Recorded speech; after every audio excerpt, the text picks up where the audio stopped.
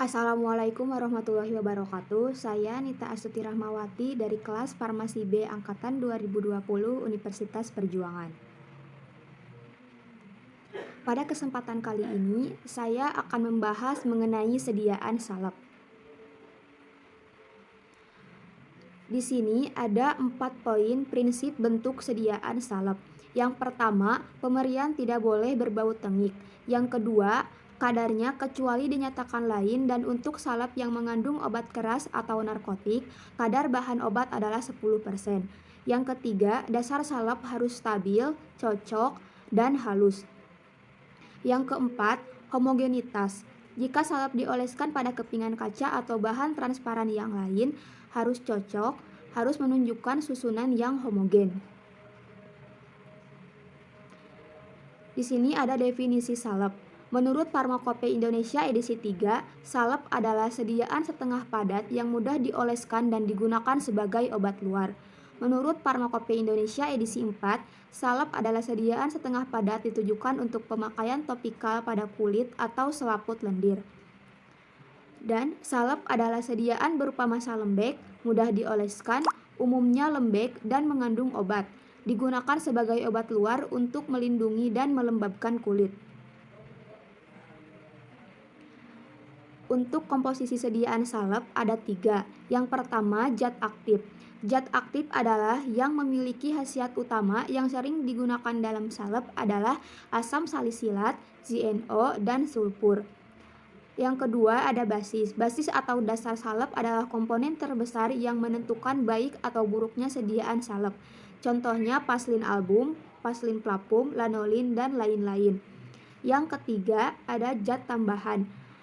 Zat tambahan seperti bahan pengawet, contohnya metilparaben, humektan, contohnya gliserin, emulsifier bisa ionik atau non-ionik, stabilizer, dan pengontrol pH, serta pewangi seperti minyak esensial. Pada basis atau dasar salep ada 4. Yang pertama, dasar salep hidrokarbon. Dasar salep berlemak, contohnya paslin album dan paslin plapum, digunakan untuk emolien dan sukar dicuci. Yang kedua, ada dasar salep serap.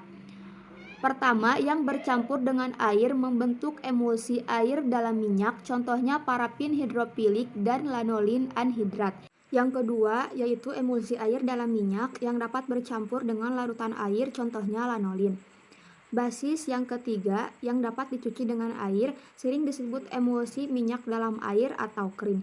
Contohnya punishing cream, emulsifying ointment, hydrophilic ointment. Yang keempat, basis yang larut dalam air, sering disebut dasar salep tak berlemak, dapat dicuci dengan air karena tidak mengandung lemak. Contohnya polyethylene glycol. Cara pembuatan salep ada 3. Yang pertama, zat-zat yang dapat larut dalam campuran lemak dilarutkan ke dalamnya jika perlu dengan pemanasan. Yang kedua, bahan-bahan yang larut dalam air jika tidak ada peraturan lain dilarutkan lebih dahulu dalam air, asalkan jumlah air yang dipergunakan dapat diserap seluruhnya oleh basis salep dan jumlah air yang dipakai dikurangi dari basis salepnya. Yang ketiga, bahan-bahan yang sukar atau hanya sebagian dapat larut dalam lemak dan air harus diserbukan terlebih dahulu, kemudian diayak dengan pengayak nomor 60. Yang keempat, salep-salep yang dibuat dengan jalan mencairkan, campurannya harus digerus sampai dingin. Bahan-bahan yang ikut dilebur, penimbangannya harus dilebihkan 10-20% untuk mencegah kekurangan bobotnya. Selanjutnya, etiket atau penandaan. Etiket untuk obat salep warnanya biru. Di sini ada hal-hal yang harus ada dalam etiket. Ada logo apotek atau instalasi rumah sakit, kemudian ada nama instalasi dan nama apotek, kemudian alamatnya, nama dokter atau nama apoteker, SIPA dan atau SIK. Kemudian nomor resep, tanggal resep, nama pasien, nama obat, aturan pakai, contohnya oleskan pada bagian yang sakit 2-3 kali sehari. Jumlah obat, kemudian ada tulisan obat luar. Kemudian ada paraf yang menulis etiket, kemudian ada tanggal kadaluarsa obat, serta ada tulisan Semoga lekas sembuh. Dan yang terakhir ada tulisan harus dengan resep dokter. Untuk tulisan ini biasanya digunakan pada obat keras,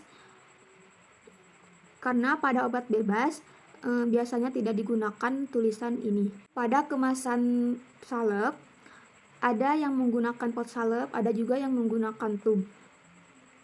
Keuntungan tub ini lebih mudah atau lebih praktis digunakannya, dan saat pemakaiannya mengurangi terkontaminasinya pada bakteri.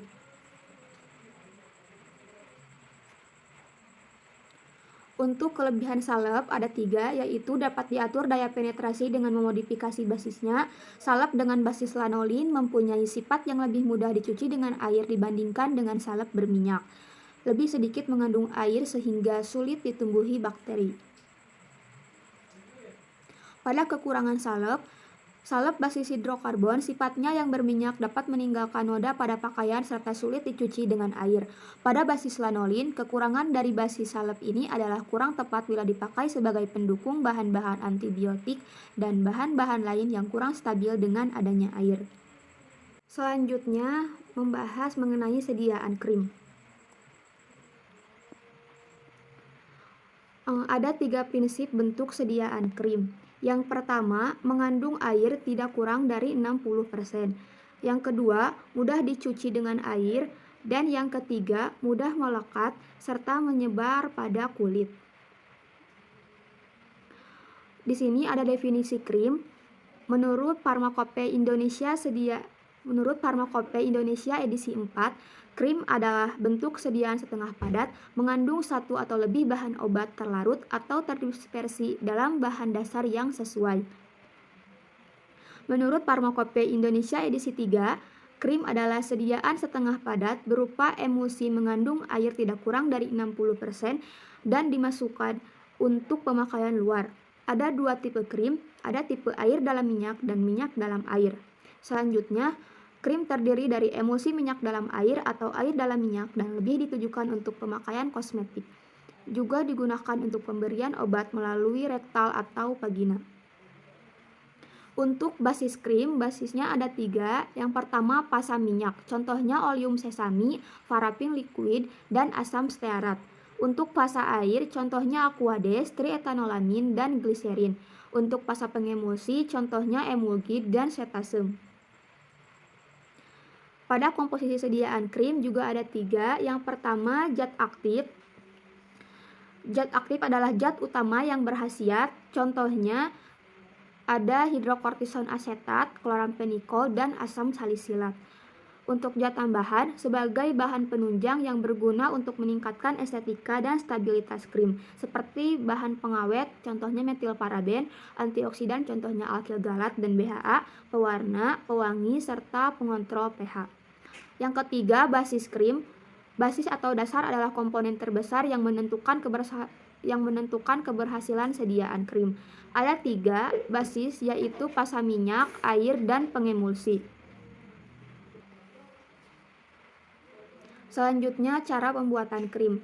Pembuatan sediaan krim meliputi proses peleburan dan proses emulsifikasi. Biasanya komponen yang tidak tercampur dengan air seperti minyak dan lilin dicairkan bersama-sama di penanas air pada suhu 70-75 derajat Celcius.